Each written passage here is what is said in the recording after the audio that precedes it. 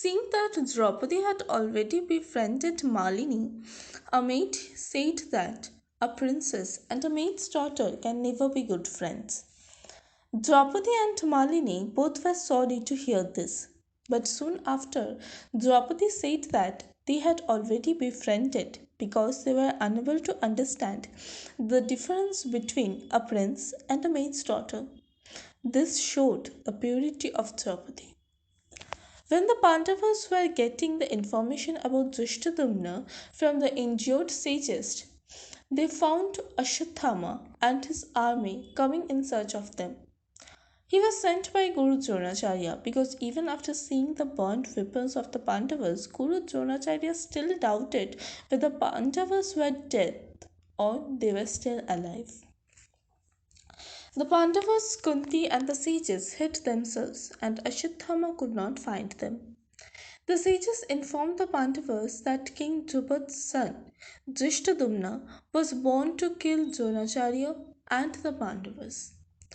Yudhishthira took Kunti and three other brothers deep into the forest along with the sages, and Arjuna, in disguise of a Brahmin, distracted Ashwatthama and his army. The sages left the Pandavas and they entered into the magical forest of monster Hirim, the king of the monsters, and his sister was Hirimba. Drishtadyumna told Draupadi that the reason for his birth was to serve King Drupad by killing Guru Dronacharya and the Pandavas. King Drupad declared a war against Ashwatthama's army. When Shikhandini, as the commander of Panchal, was leaving with her army, Drishtadyumna came and said that he was the new commander of Panchal.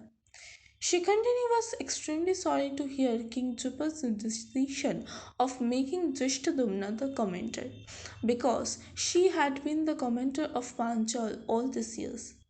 Shikhandini came inside the palace and took a shot to kill herself. Draupadi immediately came and stopped her. She asked Shikhandini the reason for her decision to kill herself.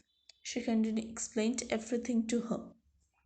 Draupadi took Shikhandini to King Drupad and questioned his behavior towards Shikhandini. King Drupad said that he believes Shikhandini to be the reason for the loss of half of the kingdom of Panchal to the Pandavas. He also said that Draupadi was a burden on King Drupad by God. He was said that because of Draupadi's behavior towards him, he ordered her to leave his palace. Otherwise, the death of a daughter by her father will add a new history.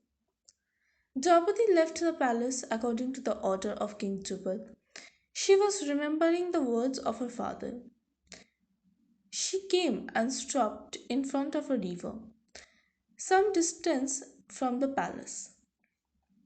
She said that this kind of behavior towards a woman is not accepted. Tears came out of her eyes when Malini came and said that Draupadi must apologize to King Drupad. She also said that she also apologizes to her father in such situations. Draupadi replied that she would surely apologize, but before that, she must prove that this kind of behavior towards a woman is not accepted.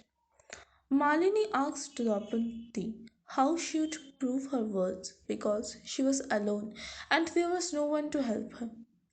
A peacock's feather suddenly came and fell in the river at the place where Draupadi's tears had fallen in the river. She turned around to find a huge chariot coming and a king was sitting on it. Lord Krishna stopped his chariot and asked Draupadi whether she was going to go in the river or she was waiting for the water to fall on her.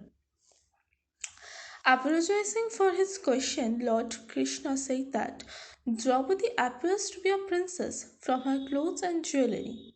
He further asked Draupadi whether she had stolen them from the kingdom Kampyalya, that is Panchal. Draupadi got annoyed at Krishna's notion. Lord Krishna further said that he was the king or the owner of Kampilya. When Lord Krishna was about to start his chariot, Draupadi stopped him and asked for his identity. She further questioned how Kampil had become his kingdom. Lord Krishna said that he was Vasudev Krishna. He was going to fight with King Drupad and his army. Draupadi looked around and found no other soldiers.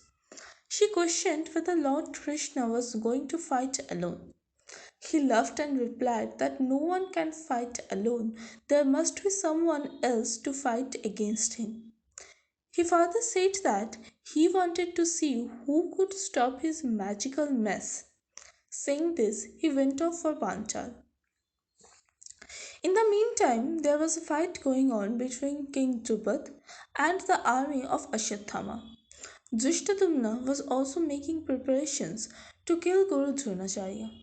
Guru Dronacharya not to fight because he thought his duties on earth was over and he surrendered when Lord Krishna came and ordered his magical mace to kill King Drupad.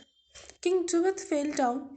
He even could not escape when Draupadi came and stood before King Drupad to save him.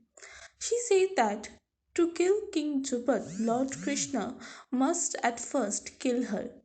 He stopped his mace and said that Draupadi is wonderful.